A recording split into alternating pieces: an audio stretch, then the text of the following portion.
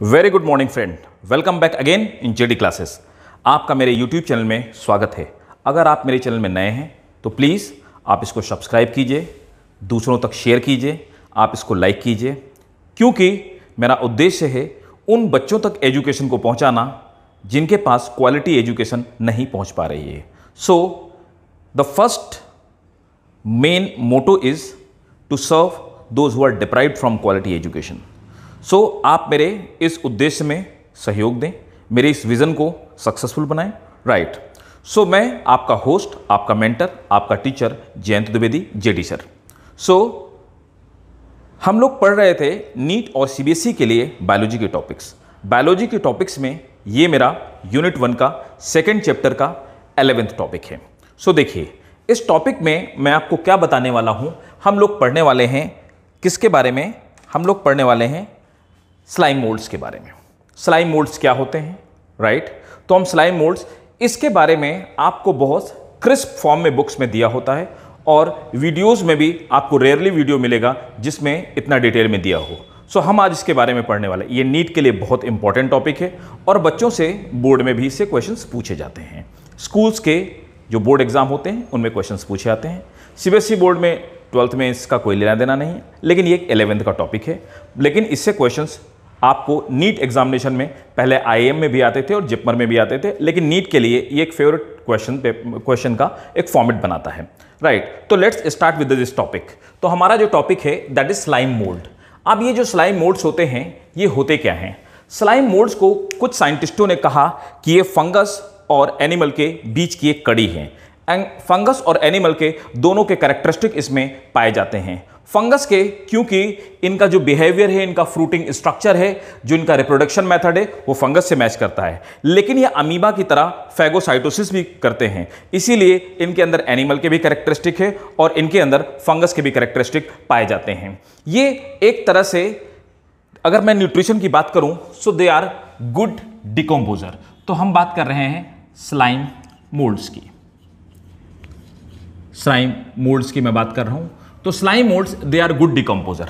ये कुछ साइंटिस्टों का कहना था कि इनमें एनिमल के कैरेक्टरिस्टिक है। उन्होंने इसको एक अलग तरह से डिफाइन किया। उनका यह कहना था, उन्होंने माइसेटोजुआ में इसको रखा। तो उन साइंटिस्टों ने इसे माइसेटोजुआ में रखा।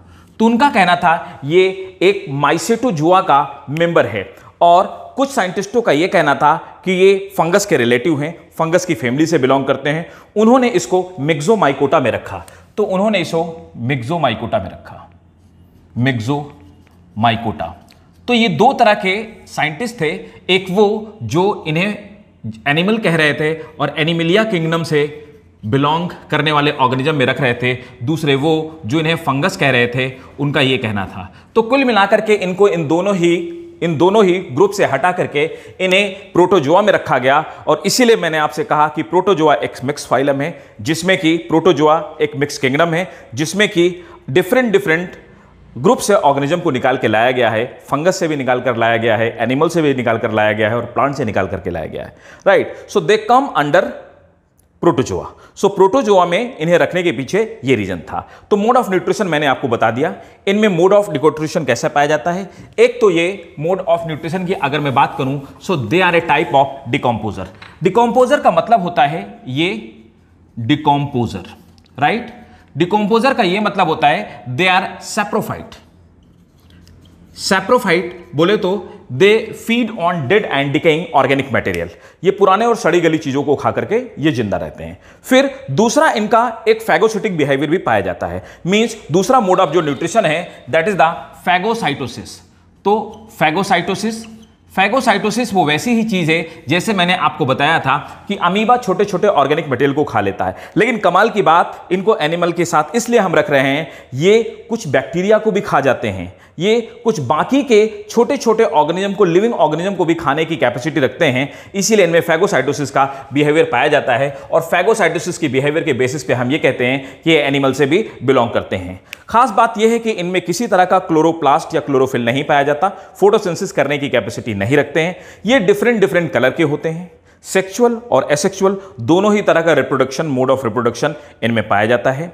सेक्सुअल मोड ऑफ रिप्रोडक्शन एक सिनगैमी की तरह होता है, जिसमें कि दो डिफरेंट गैमीट फ्यूज करके जाइगोट का फॉर्मेशन करते हैं और फिर फर्दर जाइगोट डिवाइड करता है और फर्दर लाइफ साइकिल को चलाता है। एसेक्सुअल मोड ऑफ रिप्रोडक्शन में अगर बात की जाए, फ्रेगमेंटेशन के थ्रू भी होता है, बडिंग के थ्रू भी होता है और कई सारी प्रोसेस के थ्रू ये एसेक्सुअल रिप्रोडक्शन करता है।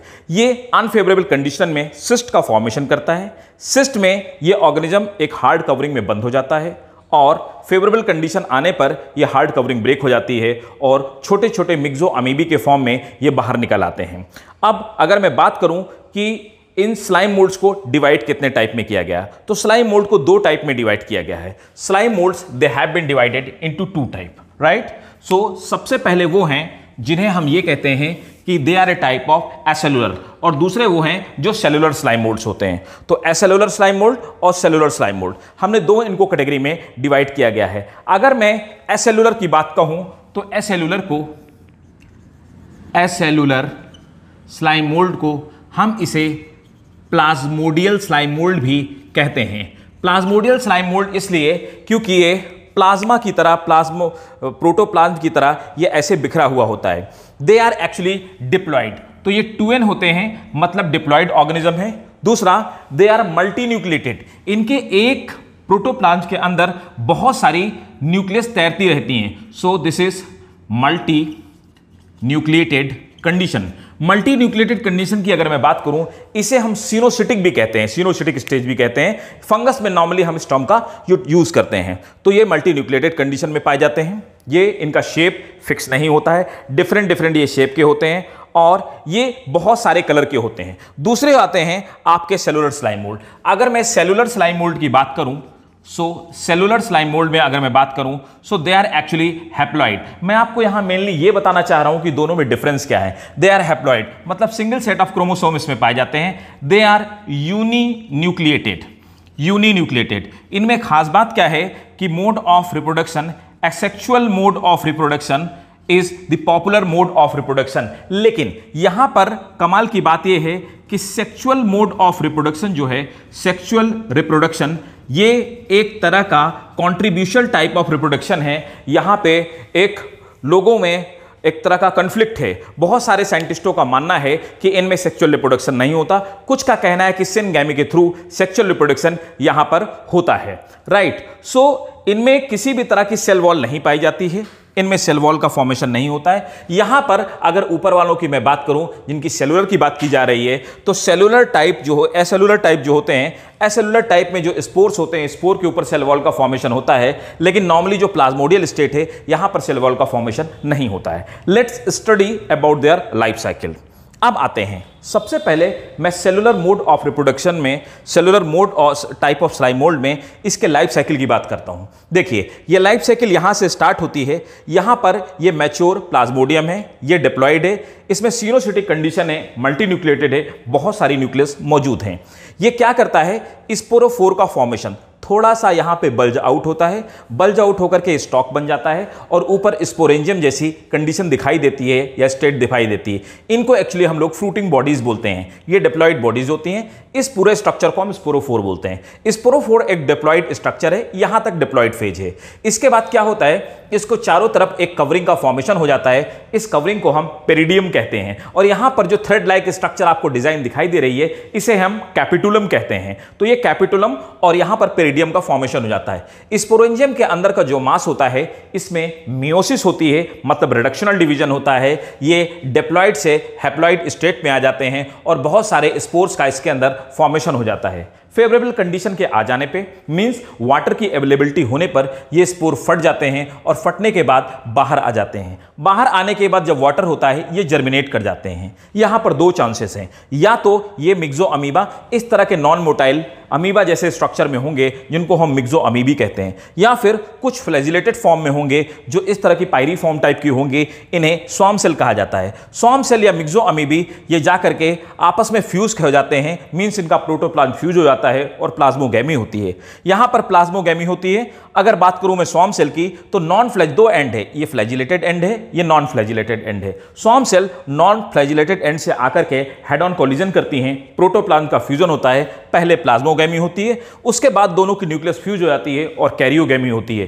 कैरियो मींस न्यूक्लियस, गैमी मींस दोनों का फ्यूज हो जाना। गैमी इज दैट मीन्स मैरिज। तो दोनों फ्यूज हो जाते हैं, फ्यूज होकर के जाइगोट का फॉर्मेशन करते हैं। जाइगोट फर्दर फिर से क्या करता है, कुछ छोटे छोटे बैक्टीरिया पे फीड करता है, कुछ छोटे छोटे माइक्रो ऑर्गेनिज्म पे फीड करता है और उनको खा पी करके और मोटा हो जाता है, बड़ा हो जाता है और एक फुल्ली प्लाज्मोडियम में डेवलप हो जाता है। That's how the life cycle goes on. ये यहां तक जो मैंने शो की है, आप इसको नोट कर लीजिएगा, स्क्रीनशॉट ले लीजिएगा या आप इसको नोट करेंगे।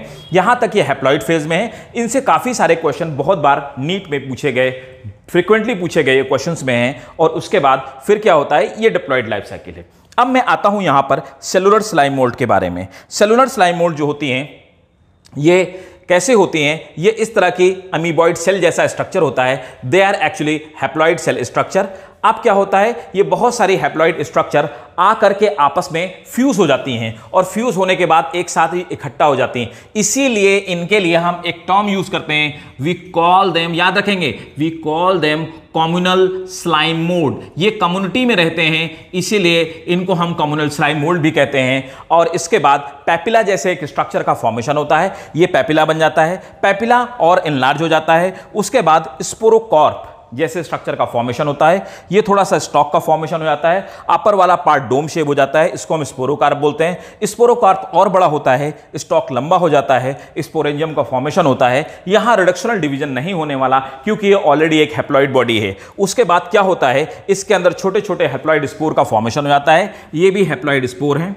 On set of favourable condition ये जर्मिनेट कर जाते हैं। स्पोर के जर्मिनेट होने के बाद यहां पर मिक्सो अमीबा का फॉर्मेशन होता है, अमीबाइट लाइक सेल्स का फॉर्मेशन होता है। ये एक तरह का मैच्योर सेलुलर स्लाइम मोल्ड है। और उसके बाद फिर ये फर्दर डिवीजन होता है, मींस माइटोसिस के थ्रू डिवीजन होता है और फिर से छोटे छोटे मिक्सो अमीबा में कन्वर्ट हो जाते हैं। तो ये थी हमारी कहानी स्लाइम मोल्ड के बारे में। This was all about the slime mould. अगर आप ये पूछें कि इसका रेलेवेंस क्या है, इकोनॉमिक इंपॉर्टेंस क्या है, तो मैं ये कहना चाहूंगा इसकी सबसे ज्यादा इकोनॉमिक इंपॉर्टेंस ये है, वैसे तो ये डिजीज कॉज करते हैं, लंग्स में जा करके बहुत सारे एनिमल्स को और ह्यूमंस को भी डिजीज करते हैं। लेकिन दूसरा ये होता है, जो variegated plant means coloured plant वाले जो लीव्स होते हैं उनको भी स्पॉइल करते हैं। लेकिन अगर मैं पॉजिटिव टर्म में बात करूं कि पॉजिटिव यूटिलाइजेशन क्या है, तो करते क्या हैं, ये हमारे लिए बेस्ट स्टडी मटेरियल हैं। इनको यूज करके प्रोटोप्लाज्म्स की फिजियोलॉजी के बारे में,